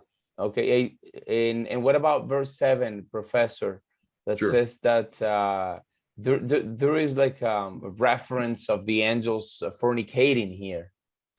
So again, he's going on to another example of someone who is disregarding authority. So these are all authority related issues. You keep reading through the rest of the text on down and down. It keeps talking about rejecting authority, Korah's rebellion. The problem with Sodom and Gomorrah is that they're again rejecting God's law. It's a lack of authority. They're just using that as one example, but he's stringing a whole bunch of things together. He's not implying that what Sodom and Gomorrah did was the same thing that the angels did, but just that they all have a lack of respect for authority. That's the whole issue of where he's going with that. El profesor dice que en el contexto realmente lo que Judas está diciendo aquí es que todos rechazaron la autoridad. No está estableciendo el verso 7 que en Sodoma y Gomorra, cuando habla de hacer lo mismo de los ángeles, es decir, que los ángeles fornicaron, sencillamente lo que hicieron fue mostrar una falta de respeto hacia la autoridad. Y en ese aspecto es que Sodoma y Gomorra hicieron lo mismo que los ángeles, que no guardaron su dignidad y no mostraron respeto hacia la autoridad que tenían. Eso es lo mismo. Lo mismo sigue haciendo el escritor, sigue haciendo Judas al hablar de Coré y de todas estas personas, que cómo rechazaron su posición de autoridad. But I'd say even if he doesn't agree, though, that's okay. It's not going to make the big difference as far as the class goes. Pero que mi hermano, que si no está de acuerdo con su posición, no hay ningún problema, no hace ninguna diferencia con respecto a lo de la clase.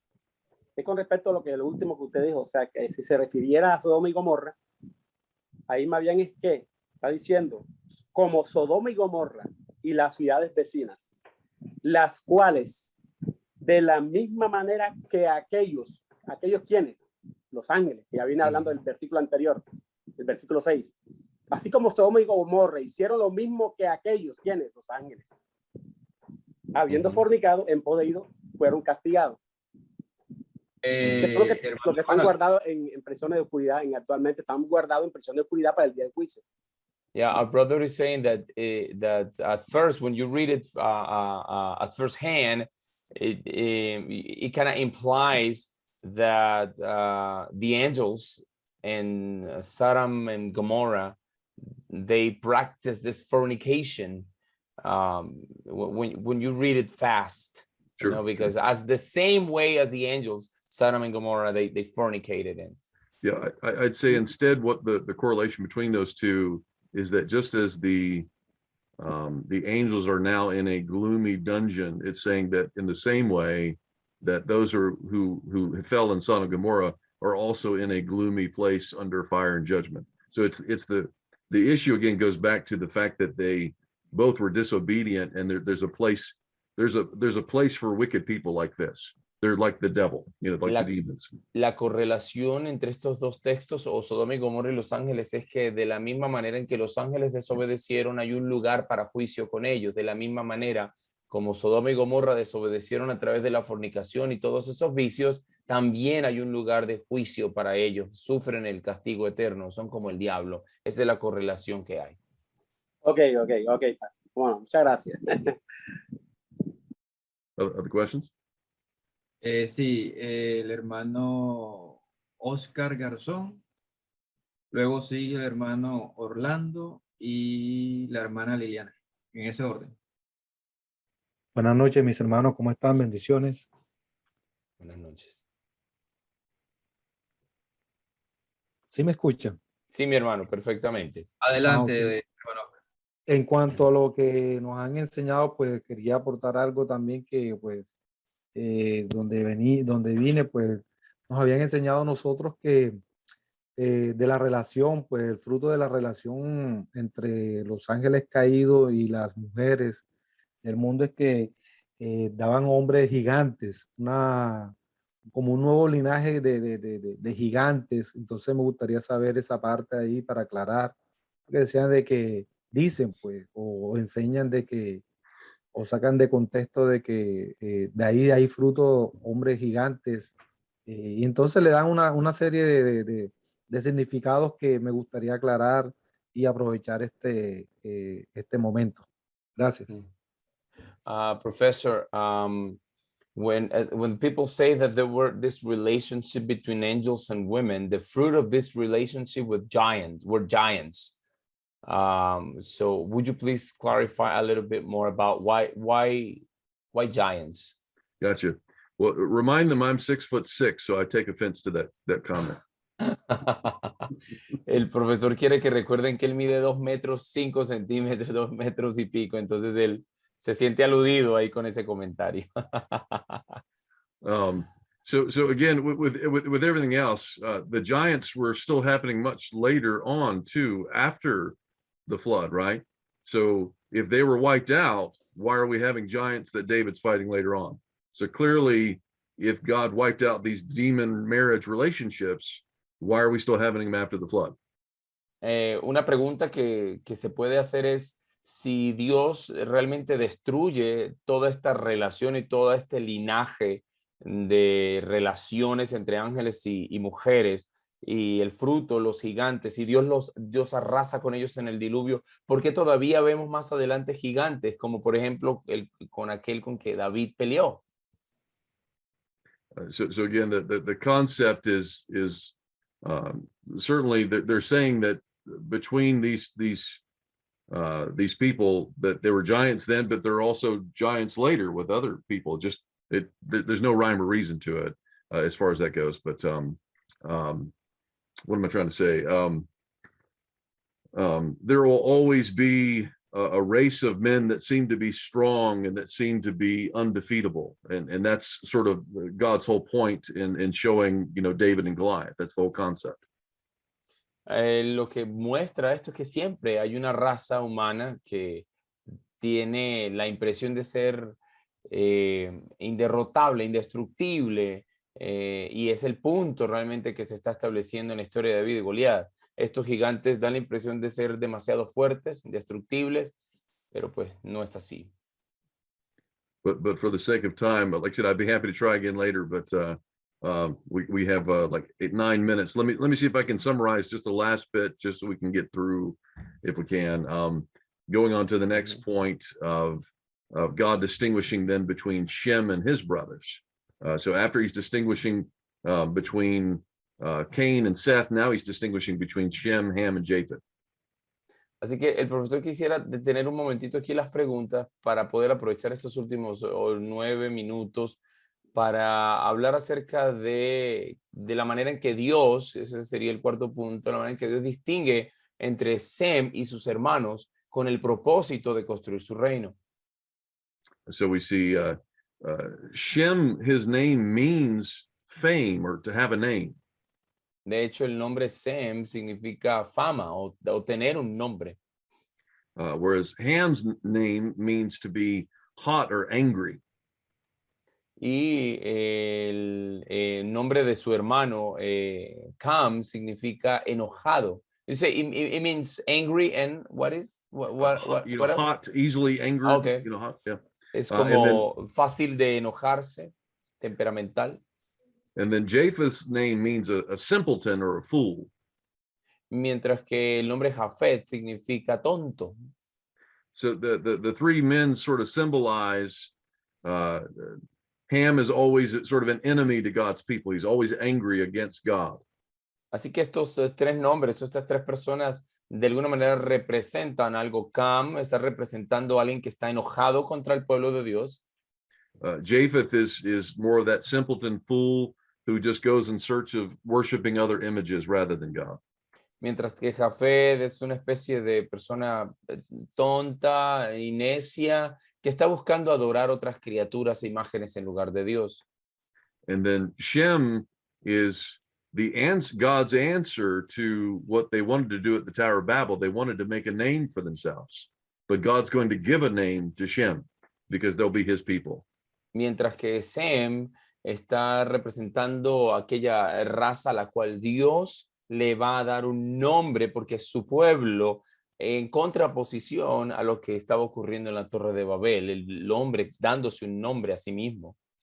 And we see that continuing on through Abraham then and his descendants. Y eso lo podemos ver a través de Abraham y todos sus descendientes. Because he says the same thing to him in Genesis chapter 12, I will make you a great nation, I'll bless you, and I'll make your name great. Porque le dice lo mismo a Abraham, ¿no? Te bendeciré, te prosperaré y te daré un gran nombre, te haré famoso. But anyone who doesn't accept that, he says, they'll be cursed if they curse you, but rather they'll be blessed if they bless you. Y aquellos que no acepten eso, pues van a ser maldecidos. Como dice, bendeciré a los que te bendijeren y maldeciré a los que te maldijeren. And so then God purposely changes Abram's name to Abraham, a father of many nations, and he says, kings will come from you. Y por eso Dios cambia el nombre de Abraham a Abraham, es decir, padre de muchas naciones, y le dice, de reyes vendrán de ti. And ultimately, again, restoring the kingdom of God through this one man, through his family. Y en últimas, Dios va a restaurar su reino a través de este hombre y de toda su familia.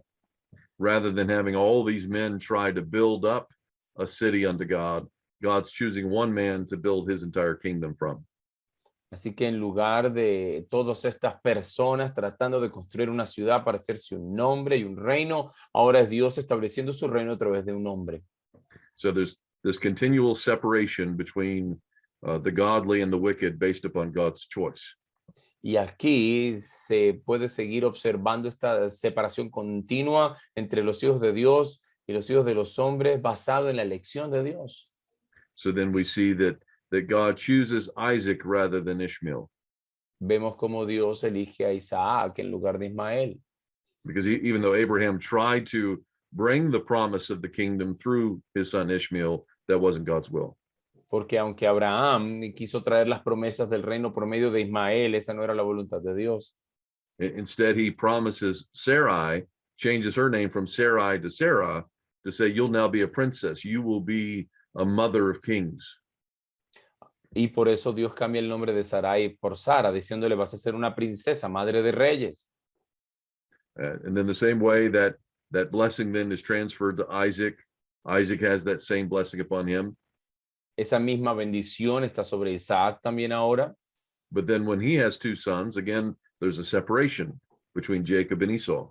Y cuando Isaac tiene 2 hijos, hay otra separación entre Jacob y Esaú.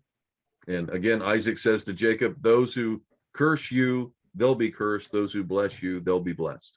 Lo mismo le dice Isaac a Jacob, aquellos que te bendigan serán benditos y los que te maldigan serán malditos. And again, he tells Jacob that kings will be your descendants. Y le dice también a Jacob, de ti vendrán reyes, serán descendientes. And then finally, we get to the latter part of Genesis, and we see all those chapters, and Joseph and his brothers keep saying, are you planning on reigning over us? Will you be the king over us? Luego vemos toda la historia de José, donde sus hermanos siempre le reclaman, ¿tú estás planeando ser el rey, gobernar sobre nosotros? But that isn't God's plan. That is, God raises up Joseph to save his people from famine and from death, but ultimately his plan is through Judah. Pero ese no es el plan de Dios. Por supuesto, Dios levanta a José para salvar a su pueblo de la hambruna, pero en últimas el plan de Dios a través de Judá. And finally, we see the first real image of kingship that's given in the book of Genesis. Y finalmente obtenemos la primera y única imagen de reino que vemos en el libro de Génesis. And that's in Genesis chapter 49, verse 10. Y eso lo encontramos en Génesis 49:10. In reference to Judah, he says, the scepter will not depart from Judah, nor the ruler's staff from between his feet, until he to whom it belongs shall come, and the obedience of the nations shall be his. Y ahí leemos que el cetro no se apartará de Judá, leemos que la vara de los gobernantes, ni la vara de los gobernantes entre sus pies, hasta que venga Silo y a él se dada la obediencia de los pueblos. And then from there we see another passage, Psalm 114, verse 2. It says, Judah became God's sanctuary, and Israel became his dominion. Vemos, por ejemplo, el Salmo 114:2, donde dice que Judá vino a ser su santuario e Israel su dominio. So God is restoring his kingdom through Abraham, and then Isaac, and then Jacob, and then finally through Judah. Así lo que Dios está haciendo es restaurando su reino a través de Abraham, a través de Isaac, a través de Jacob y luego a través de Judá. That the kingdom is still promised, we just don't see it just yet. Y el reino sigue siendo prometido, simplemente no lo vemos consumado. That's good for tonight. Questions that they have? Bueno, hemos terminado por hoy. ¿Preguntas?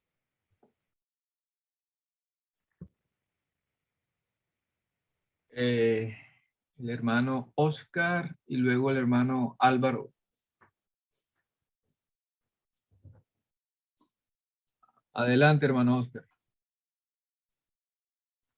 No, mi hermano, tenía la mano alzada y no me había dado cuenta, disculpe. Ajá, ok. Entonces el hermano Álvaro y luego el hermano Aldo.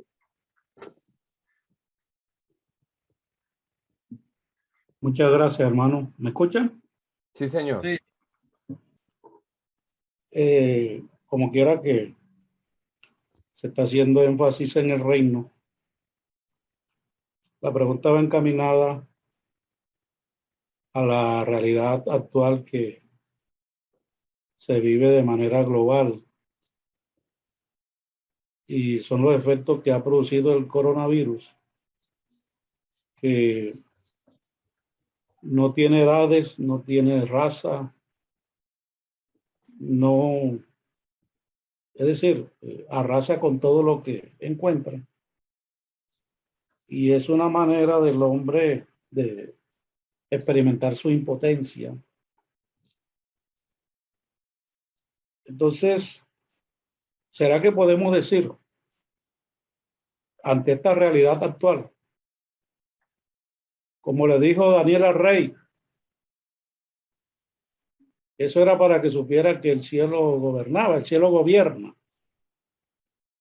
O sea, a pesar de la trascendencia, de las consecuencias que ha producido, nada tiene que ver con ese reino que estamos aquí subrayando. Muchas gracias.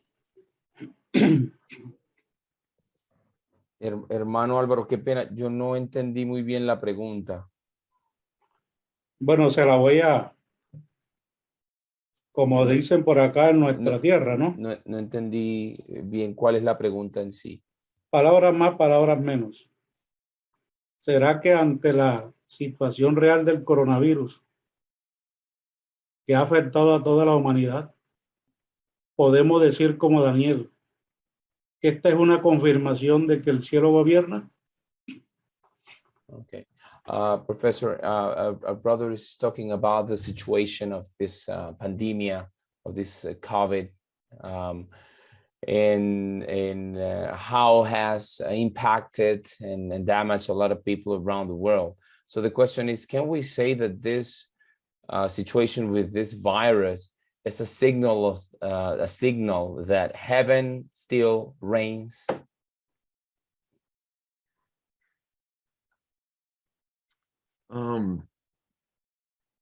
Well, I would say that certainly it's still a consequence of our sin, that it's still an aspect of the judgment of God. Yo diría que es una consecuencia de nuestro pecado y que se manifiesta como un aspecto del juicio de Dios. We live in a world that is still groaning, waiting for the sons of God to be revealed. Vivimos en un mundo que todavía está gimiendo y clamando para que se revelen los hijos de Dios. And so it's our fault that these diseases and these disasters, still happen. Es nuestra culpa, sin duda, de que todas estas enfermedades y desastres sigan ocurriendo. I think the hard part, without a specific word from God, I'd be reluctant to say it's because of we did this, particular sin, but as general, yes, it's an aspect of the judgment of God upon fallen creation, fallen man. Y no, obviamente no estoy diciendo de que esto es un castigo de Dios por un pecado en particular que hayamos cometido, sino sencillamente es el juicio de Dios sobre una humanidad caída que rechaza el gobierno de Dios.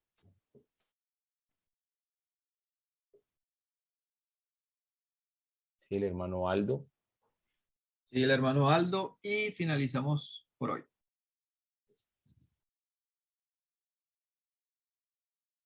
Gracias, hermano. Profesor Lawrence, una pregunta con relación a dos comentarios, es decir, son dos preguntas realmente. Cuando nuestra compañera hermana Liliana hablaba sobre el origen del mal, podría ser en cuanto al ser humano como tal, la ofrenda de Abel, lo que generó el inicio del mal en el hombre, teniendo en cuenta o traduciendo al mal la envidia misma sentida por Caín. The first question, La envidia Professor, podría ser el origen del mal en el hombre. can we say that the origin of evil inside man's heart is that envy that was produced after Abel's offering to God, that that feeling that Cain felt when he saw that Abel's offering was accepted and not his. For Cain in particular, you're saying that was the origin of Cain's evil in his heart? Hermano, ¿es el origen de la maldad de Caín en el corazón de Caín en particular o de toda la raza humana? De la raza humana, entendiendo Caín pues como la primera, los primeros hombres que habitaron la tierra. ¿No? Yeah, he means the whole human race, understanding that Cain was one of the first men that inhabited earth. Gotcha. Well, certainly, I think Ecclesiastes references that envy is the cause for men's work.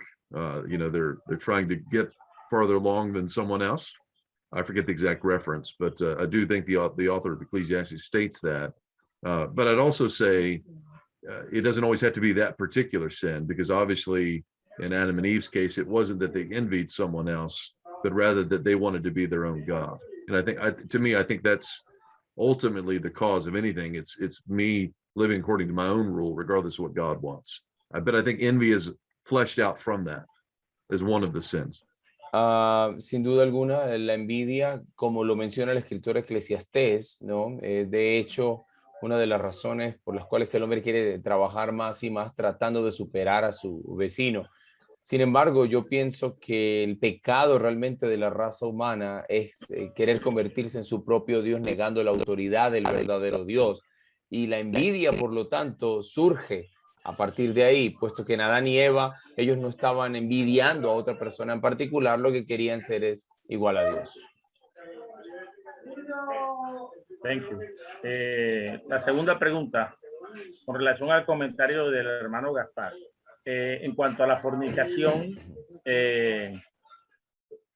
podríamos, para ayudar a nuestros hermanos en las diferentes iglesias y orientar mejor el proceso de la explicación bíblica que usted nos ha dado, podríamos entender el contexto de fornicación como una fornicación espiritual no carnal, para poder así dar una mejor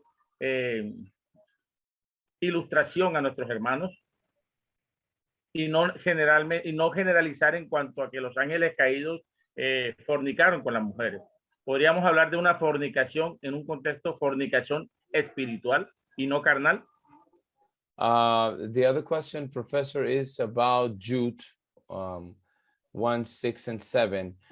He says, can we talk, instead of speaking about these angels fornicating with women, can we speak about some spiritual fornication in order to give an explanation of these verses? Let me see, one sec. Let me look at the text again real quick. Va a mirar el texto rápidamente.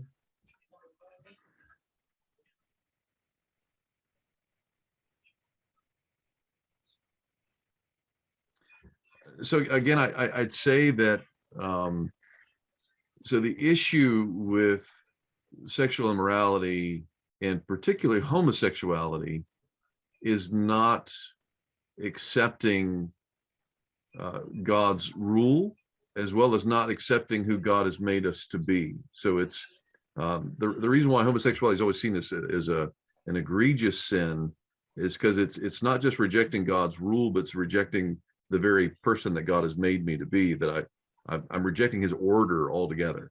So again, every type of sexual sin is still an aspect of authority. It's still a problem with God's rule of what he wants for us. El asunto, mi hermano, es que cuando se habla de pecados sexuales, de la inmoralidad sexual y de la homosexualidad en particular, siempre es una afrenta a la autoridad de Dios, es un rechazo de la autoridad de Dios sobre mi vida. Estoy rechazando la persona que Dios hizo en mí, la manera en que Dios me hizo. Entonces, realmente en ese texto se habla de una fornicación, de una inmoralidad sexual, porque es un rechazo a la autoridad de Dios y a la manera en que Dios me hizo en sí. Pero como decía el profesor antes, realmente el texto no dice de que los ángeles fornicaron sexualmente. Ahí en Judas no se habla de eso. But I think every sin is also a type of spiritual adultery. So he's not wrong. I'd say all spiritual adultery is that instead of loving God, we love something else. Could be anything. Sin embargo, mi hermano, no estás equivocado en que cualquier pecado en algún sentido es adulterio espiritual, porque lo que estamos haciendo es cambiando a Dios y amando otra cosa. Entonces, en ese sentido tienes la razón. Thank you, hermano. Welcome. Well, thank you guys very much. I apologize. I have to get out of here tonight, but I'll stay around longer if you need me to tomorrow night. Lo siento, mis hermanos, tengo que salir ya, pero mañana nos quedaremos un ratito más si es necesario.